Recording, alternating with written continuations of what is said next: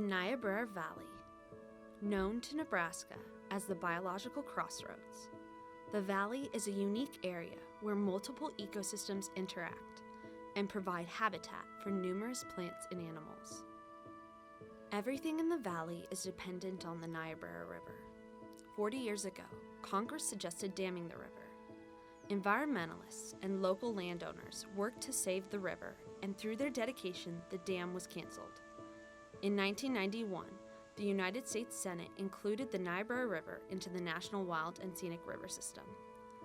Ecotourism and preserves were then established to further protect and cherish the Niobrara Valley. One example is the Nature Conservancy's Niobrara Valley Preserve. My name is Doug Curie. I grew up approximately probably 4 miles from the headquarters of the Nature Conservancy on the Niobrara River.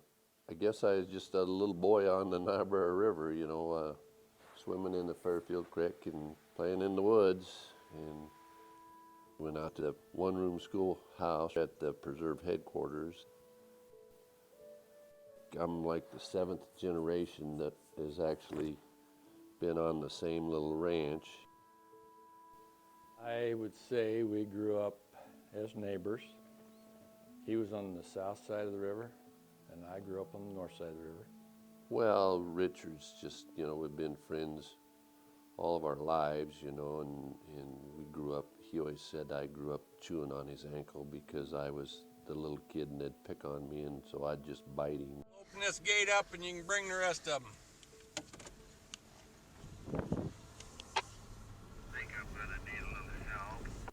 I grew up with my family on the ranch, and in my spare time I would run up and down the hills chasing wildlife.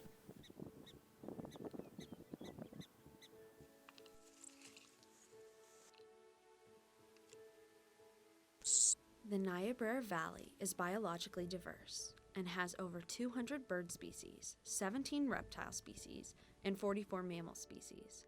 These all interact with over 580 different plant species.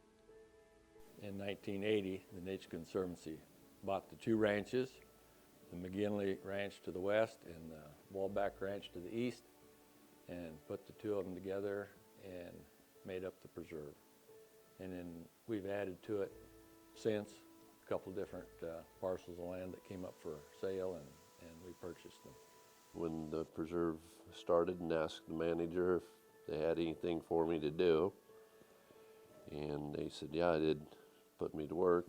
I've managed their cattle herds for 30 years.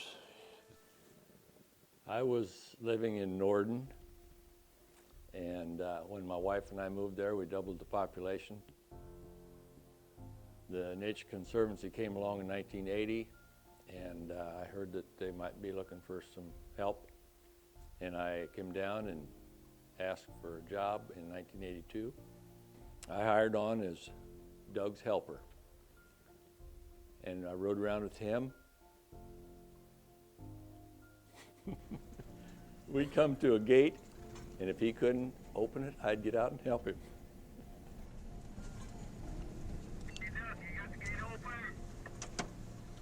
I'm on your 6, not on your front.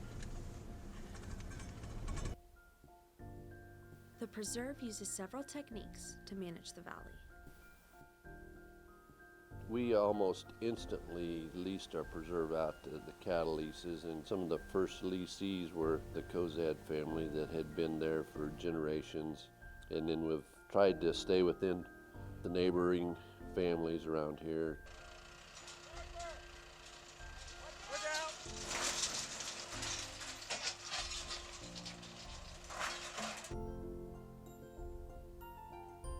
We started buffalo herd.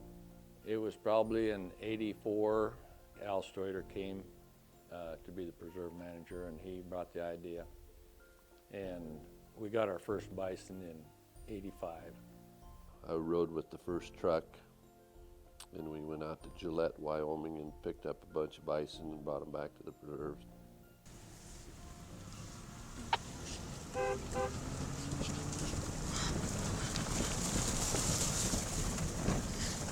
Take these. Fill in. Grazing is a vital tool in managing the preserve. Cattle and bison utilize different plant species and create diversity in the prairie. Diversity in plant species benefits wildlife and the valley.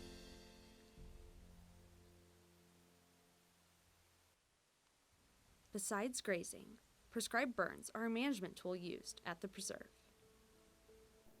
Well, we've been doing prescribed fires for a long time. When we first started burning, everybody said we were crazy. They was all afraid of us. I think over the years the people have noticed that we are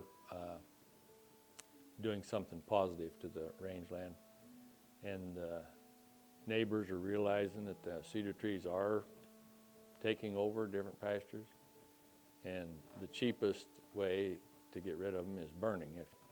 I think it's been a positive program, and hopefully it will continue to be positive in the future.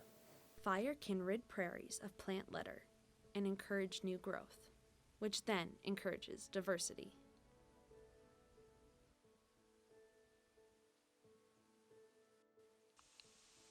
To further protect the valley, the preserve implements conservation easements on neighboring properties.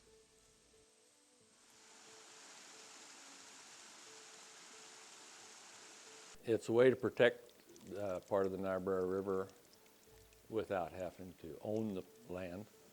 The landowners can continue owning the land and doing what they've been doing with it. There's just certain things that they can't do.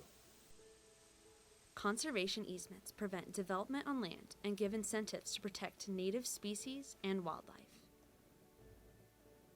The hunting program started in probably mid-'80s when we realized and the neighbors realized that during the hunting season all the deer were going on to the preserve and hiding.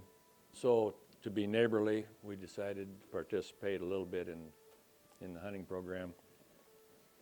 And then it gradually went from having trespass permits to leasing out some of our property to individuals for hunting. And then in the bison, it came along later when we decided it'd be the easiest way to harvest a bull. While these management techniques impact the preserve, they can't compare to the impacts made by the 2012 wildfire. In late July 2012, a wildfire started after lightning struck a tree. Due to extreme drought and high winds, the wildfire quickly spread and consumed almost 67,000 acres. Of those acres, 30,000 were located at the Niobrara Valley Preserve. The fire started approximately half a mile southwest of our home buildings, and it was a hot day, windy, and we were up west. Mike Begorn, that works here, and one of our summer interns, and we looked up and seen smoke come from down the river, and a couple of statements between Richard and I were well, will the Fairfield Creek stop the fire? And I felt it would. And then it was, well, will the Niobrara River stop the fire? And it didn't, neither time. So then the chase was on when it jumped the Niobrara River. My own personal herd of cows was one of the first herds that got hit within the fire when it jumped the river. And I don't know, it's just one of them things that you don't know how close you can be from losing everything until it was all over with, you know. It was just really a tough summer, but we've all bounced back and we're going again, I guess. So After the fire, we had to round up in the middle of summer, and we reduced our herd number. And now the grass has come back real good this last summer, and I think the pastures are back to pretty close to normal. So I guess the fire really only affected the numbers because we had to sell down, but I don't think it affected the animals per se. They are adapted to that. They like that brand new fresh grass. I think down the road the preserve will be better for it. A lot of our cedar problems disappeared within that whole wildfire, which we could have probably never have got rid of that many cedar trees.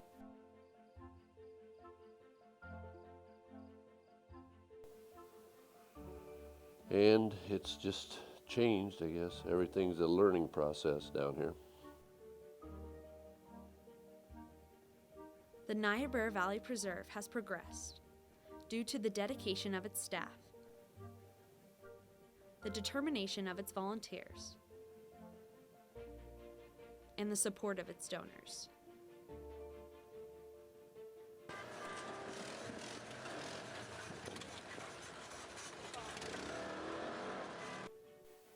A lot of the valley has been protected, I believe, from human encroachment, and hopefully that we've protected it in a good way.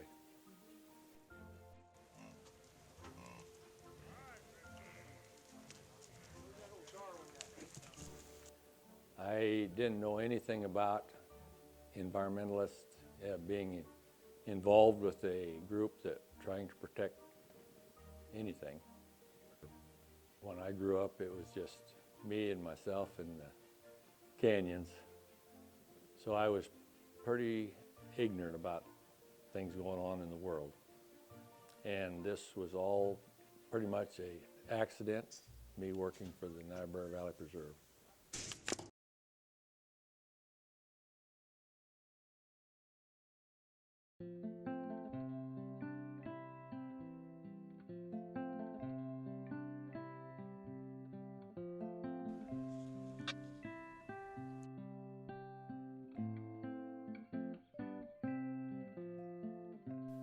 I'm trying to be serious.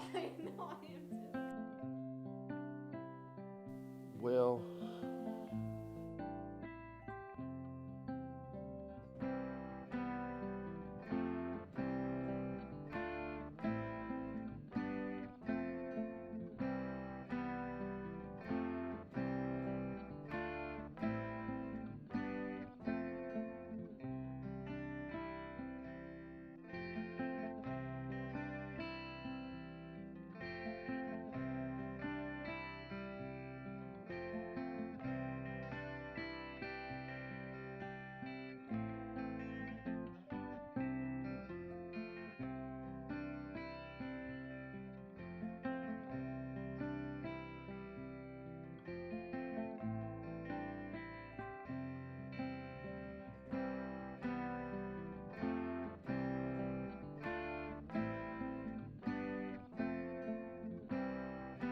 Are you coming back down here before too long? Well, we got this little truck driver that thinks he's coming with a load of cattle.